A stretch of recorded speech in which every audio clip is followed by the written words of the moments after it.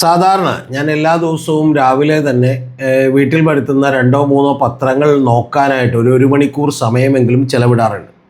പക്ഷേ ഇപ്പോൾ ഈ കഴിഞ്ഞ ആഴ്ചകളായിട്ട് പലപ്പോഴും അതിരാവിലെ എനിക്കതിന് സമയം കിട്ടാറില്ല. കാരണം മറ്റു പല തിരക്കുകളൊക്കെ ഉള്ളതുകൊണ്ടിട്ട് സാധാരണ ഞാനൊരു 6:30ക്കും 7:00ക്കും ഇടയ്ക്കാണ് ഈ പണി ചെയ്യുന്നത്. പക്ഷേ ആ സമയം എനിക്കിപ്പോൾ മറ്റു പല എൻഗേജ്മെൻറ്റ്സ് വന്നതുകൊണ്ട് അതിന് സമയം കിട്ടാറില്ല.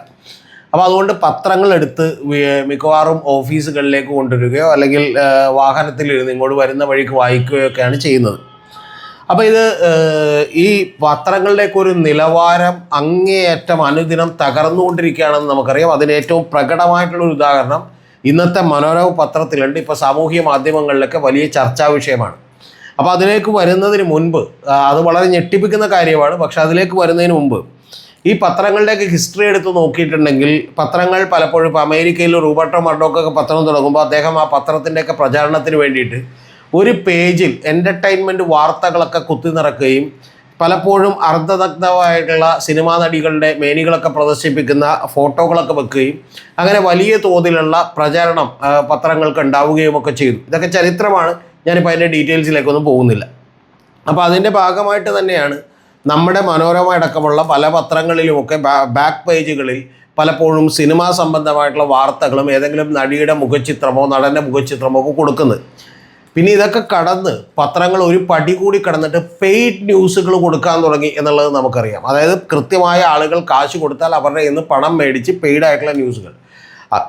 അങ്ങനെ ഞാൻ ഞെട്ടിപ്പോയിട്ടുള്ളൊരു ന്യൂസാണ് മലയാള മനോരമയുടെ തന്നെ വാർത്താ ചാനലിൽ ഇപ്പോൾ നമ്മുടെ മീഡിയ വണ്ണിൻ്റെ ചുമതല വഹിക്കുന്ന പ്രമോദ് രാമൻ, അദ്ദേഹം ഇപ്പോൾ ഭയങ്കര ആദർശമൊക്കെ പറയുന്നുണ്ട്. അദ്ദേഹം ഒരു വാർത്ത വായിക്കുന്നുണ്ട്. ആ വാർത്ത വായിക്കുന്നത് കേട്ട് ഞാൻ ഞെട്ടിപ്പോയി. കാരണം 90+ ട്യൂഷൻ എന്ന് പറയുന്ന ഒരു സ്ഥാപനം ഉണ്ടായിരുന്നു ഇവിടെ. ആ 90+ ട്യൂഷൻ കേരളത്തിൽ തരംഗമാകുന്നു എന്ന് പറഞ്ഞിട്ടൊരു വാർത്ത അദ്ദേഹം വായിച്ചു. അപ്പോൾ അന്ന് ഞാൻ എൻ്റെ സുഹൃത്തുക്കളോടൊക്കെ ഒരു അന്വേഷണം നടത്തിയപ്പോൾ ഏതാണ്ട് ഒരു 1 ലക്ഷം രൂപ മേടിച്ചിട്ടാണ് അത്തരത്തിലുള്ളൊരു വാർത്ത വായിച്ചത് എന്നാണ് എനിക്കറിയാൻ കഴിഞ്ഞത്. അപ്പോൾ ആ നിലവാര തകർച്ചയിലേക്ക് നമ്മുടെ മാധ്യമങ്ങളൊക്കെ എത്തിക്കൊണ്ടിരിക്കുകയായിരുന്നു. പിന്നെ നമ്മുടെ മാധ്യമങ്ങൾ പലപ്പോഴും ചില വാർത്തകളൊന്നും കാണാറില്ല എന്നുള്ളത് നമുക്ക് അറിയാം. ഇപ്പോൾ ജെയിൻ യൂണിവേഴ്സിറ്റി എന്ന് പറയുന്ന ഒരു ഡീംഡ് ട്യൂബ് യൂണിവേഴ്സിറ്റിയുമായി ബന്ധപ്പെട്ട് അതിൻ്റെ ചില കോഴ്സുകൾക്കൊന്നും അംഗീകാരമില്ല എന്ന് പറയുന്ന വാർത്ത മറുനാടനും മറ്റു പല ഓൺലൈൻ മാധ്യമങ്ങളും ഒക്കെ പ്രസിദ്ധീകരിച്ചിരുന്നു. ഞാനും വാർത്ത ചെയ്തിരുന്നു. ആ ചെയ്തപ്പോഴേക്കും എന്ന് പറഞ്ഞിട്ടുണ്ടെങ്കിൽ നമ്മുടെ മാധ്യമങ്ങളൊന്നും അറിഞ്ഞില്ല. അറിയാതിരിക്കാനുള്ള ഒരു കാരണം അത് അവർ ഫ്രണ്ട് പേജിൽ പരസ്യം കൊടുക്കുകയായിരുന്നു. എന്ന് പറഞ്ഞാൽ കോടികൾ മുടക്കിയാണ് അവരൊരു 4-5 തവണ ഫ്രണ്ട് പേജിൽ പരസ്യം കൊടുത്തുകൊണ്ടിരുന്നത്. അപ്പോൾ അതുകൊണ്ട് നമ്മുടെ ഇവിടെയുള്ള പാവപ്പെട്ട കുട്ടികൾ വഞ്ചിക്കപ്പെട്ടാലും കുഴപ്പമില്ല എന്നുള്ളത് നമ്മുടെ പത്രങ്ങളൊക്കെ കൂടി വിചാരിച്ചു.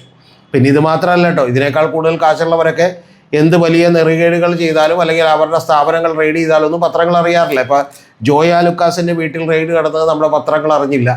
അതുപോലെ തന്നെ കൈരളി TMTയുടെ ഡയറക്ടർ ഏതാണ്ട് 100 കോടിയിൽ പരം വരുന്ന GST തട്ടിപ്പിൻ്റെ കേസിൽ അറസ്റ്റ് ചെയ്യപ്പെട്ടതൊന്നും നമ്മുടെ മാധ്യമങ്ങളോ പത്രങ്ങളോ ഒന്നും റിപ്പോർട്ട് ചെയ്തില്ല. ഇത്തരം വാർത്തകളൊക്കെ ഞാൻ നിങ്ങളോട് പറഞ്ഞിരുന്നു. അപ്പോൾ നേരത്തെ പറഞ്ഞ ജെയിൻ യൂണിവേഴ്സിറ്റിയുടെയൊക്കെ വാർത്തകൾ ഇവർ അറിഞ്ഞില്ല എന്ന് മാത്രമല്ല, ഇപ്പോൾ ജെയിൻ യൂണിവേഴ്സിറ്റി ഒരു പുതിയ പരസ്യമായിട്ട് ഇന്ന് രംഗത്തേക്ക് വന്നേക്കാണ്.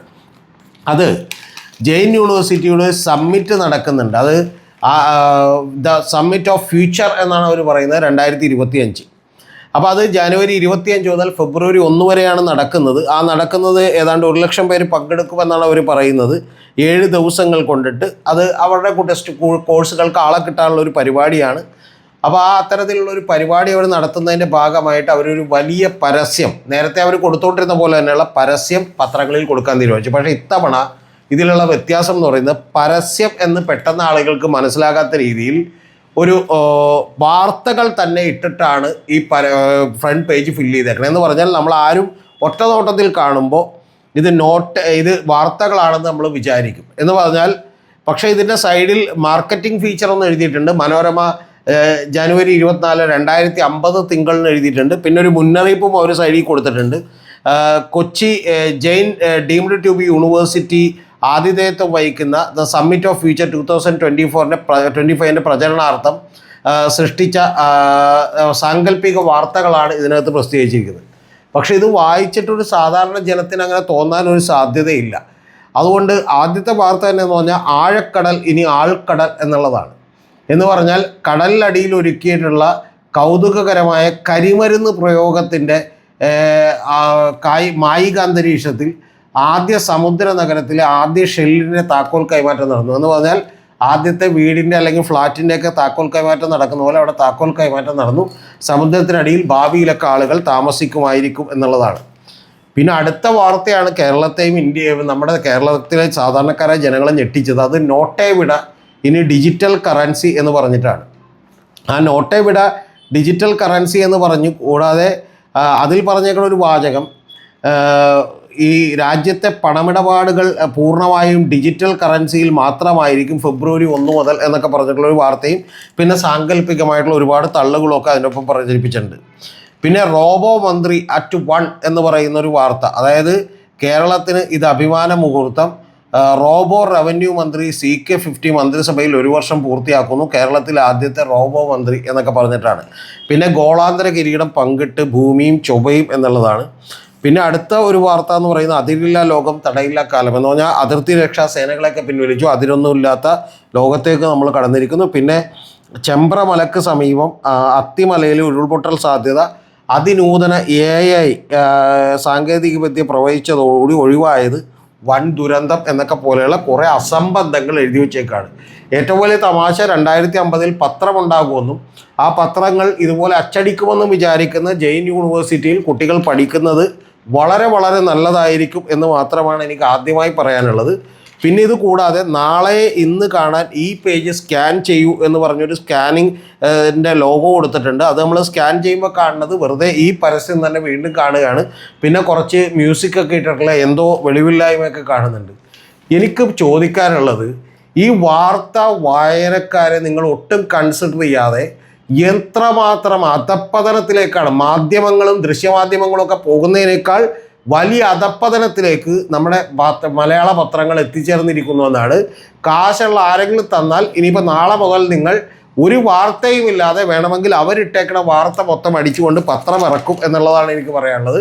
ഇത് പലവട്ടം മനോരമയടക്കം മാതൃഭൂമിയടക്കമുള്ള പത്രങ്ങളൊക്കെ തെളിയിച്ചിട്ടുണ്ട്. പക്ഷേ ഇപ്പോൾ അതിൻ്റെ എല്ലാ അതിരുകളും വിട്ട് ഒരു നാണവുമില്ലാതെ യഥാർത്ഥത്തിൽ ഇത് അങ്ങേയറ്റം താഴേക്ക് പോയിരിക്കുകയാണ്. ഇത് പറയുമ്പോൾ ന്യൂസ് 18 പോലെയുള്ള പല മാധ്യമങ്ങളും ഇത് റിപ്പോർട്ട് ചെയ്തിട്ടുണ്ട്. ഇത് ഏറ്റവും നാണം കെട്ട പണിയായിപ്പോയി. അതുകൊണ്ട് ഈ പത്രം കാശ് കൊടുത്ത് വാങ്ങിക്കുന്ന ആളുകളെ നോക്കി തുണിപൊക്കി കാണിക്കുന്ന കൊഞ്ഞനം കുത്തുന്ന രീതിയിലുള്ള പണിയാണ് ഈ മാധ്യമങ്ങൾ കാണിച്ചതെന്ന് എനിക്ക് പറയാതെ വയ്യ. അതുകൊണ്ട് പത്രങ്ങൾ വായിക്കുന്നത് നിർത്തിയാലോ എന്ന് ഞാൻ ആലോചിക്കുകയാണ്. കാരണം ഇവരുടെ ഈ പറയുന്ന ഞഞ്ഞാപിഞ്ഞ എഡിറ്റോറിയലും ബാക്കിയുള്ള കാര്യങ്ങളും 90+ ട്യൂഷൻ തരംഗമാകുന്നു എന്നുള്ളതും പിന്നെ കുറേ ഇക്കിളിപ്പെടുത്തുന്ന വാർത്തകളും ഒക്കെ വെച്ചുകൊണ്ട് ഇത് ഈ പത്രം എത്ര നാൾ തുടരും എന്നുള്ളതാണ് എനിക്ക് ചോദിക്കാനുള്ളത്. ഇത് യഥാർത്ഥത്തിൽ നമ്മൾ ഏതെങ്കിലും വെബ്സൈറ്റുകളിൽ കാശ് കൊടുക്കുന്നതൊക്കെ ഇതിനേക്കാൾ മെച്ചമായിരിക്കും എന്നുള്ളതാണ് വിചാരിക്കുന്നത്. ഇപ്പം തന്നെ നമുക്കറിയാലോ, ഇപ്പോൾ കഴിഞ്ഞ പത്രങ്ങളുടെ വരിക്കാർ അനുദിനം കുറഞ്ഞുകൊണ്ടിരിക്കുകയാണ്.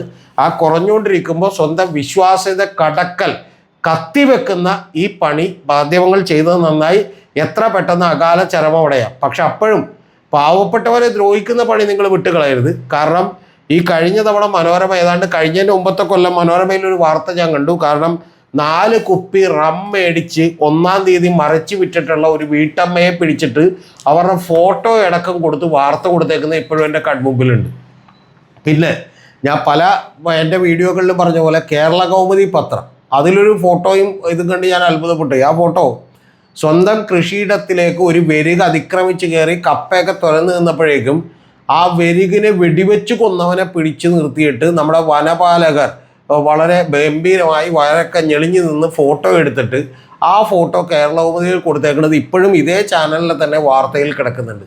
അപ്പോൾ ഇതൊക്കെയാണ് മാധ്യമ പ്രവർത്തനം. കാരണം ജോയ് ആലുക്കാസിനൊക്കെ അറിയാത്തത് നമുക്ക് കുഴപ്പമില്ല. ഈ വെരുകിനെ വെടിവെച്ച് കൊന്ന് തന്നെ ഫോട്ടോ കൊടുക്കുന്നതിന് കുഴപ്പമില്ല. പാവപ്പെട്ട സാധാരണക്കാരെ ആരെങ്കിലും ഒരു 4 കുപ്പി മദ്യം മേടിച്ച് മറച്ചു വിറ്റാൽ തെറ്റാണ്. പക്ഷെ അവരുടെ ഫോട്ടോ കൊടുക്കുന്നതിന് നിങ്ങൾ പ്രത്യേകിച്ച് ഒരു സ്ത്രീ ആണെങ്കിൽ ഫോട്ടോ കൊടുക്കുന്നതിന് ഒരു മടിയും കാണിക്കരുത്. ഇതൊക്കെ ചെയ്യുന്നതോടൊപ്പം തന്നെ നമ്മുടെ സ്പോർട്സ് താരങ്ങളിലേക്ക് കൃത്യമായിട്ടുള്ള ഡിഫറൻ്റ് ആയിട്ടുള്ള ആംഗിളുകൾ എടുത്ത് കൃത്യമായിട്ടുള്ള ഫോട്ടോ കൊടുക്കണം. ഇനി ഇതൊന്നും പോരാതെ ഇക്കിളിപ്പെടുത്തുന്ന വാർത്തകളും സിനിമയിലെ ഈ പറയുന്ന പോലെ പോഴന്മാരുടെയൊക്കെ വാർത്തകളൊക്കെ കൊടുക്കണം.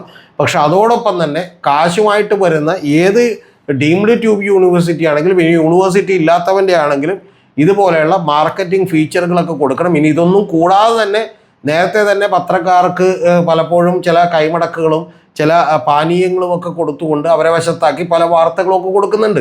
അതിപ്പോൾ ഈ മിസ് കേരള പോലെയുള്ള പല കോമ്പറ്റീഷനുകളും അല്ലെങ്കിൽ അതുപോലെയുള്ള പല പരിപാടികൾക്കൊക്കെ തന്നെ വലിയ വാർത്തകൾ കൊടുക്കുന്നത് ഇത് ഇങ്ങനെയൊക്കെ തന്നെയാണ്. പിന്നെ അതൊക്കെ നമ്മൾ സഹിക്കാം, പക്ഷെ അതിനൊക്കെ ഒരു പരിധി ഉണ്ടായിരുന്നു.